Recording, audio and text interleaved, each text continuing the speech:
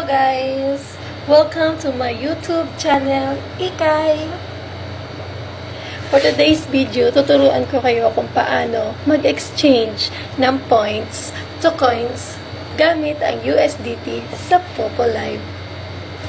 Pero bago ang lahat, huwag kalimutang pindutin ang subscribe button para lagi kayong updated sa mga bagong video. Simulan na natin!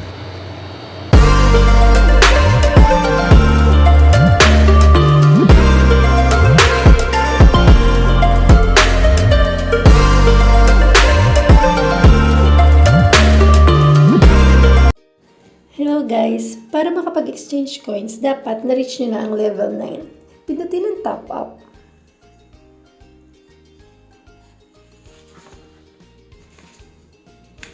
Pakita nyo dyan yung recharge.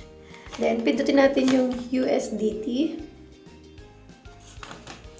And, copy link. Copy lang natin yung link. Then, back. Punta tayo sa may withdraw. Then, withdraw. Withdraw method, ibabind natin yung USDT. Dahil dito nakabind ang GCash ko, papalitan natin siya. Pindutin natin ang USDT. I-bind nyo lang siya. Sa akin kasi nakabind na. Kaya ulitin ko. Kaka-copy-paste ko ulit yung link kanina.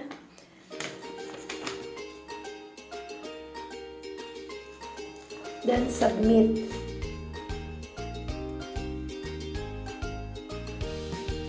Bind successfully. Pwede natin siyang i-withdraw at i-convert sa coins. Withdraw now. Confirm.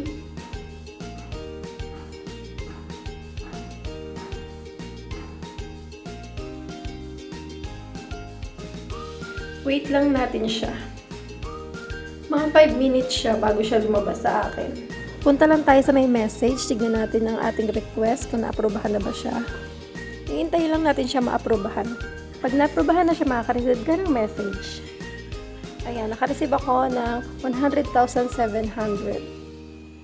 At dito na magtatapos ang aking video. Thank you for watching!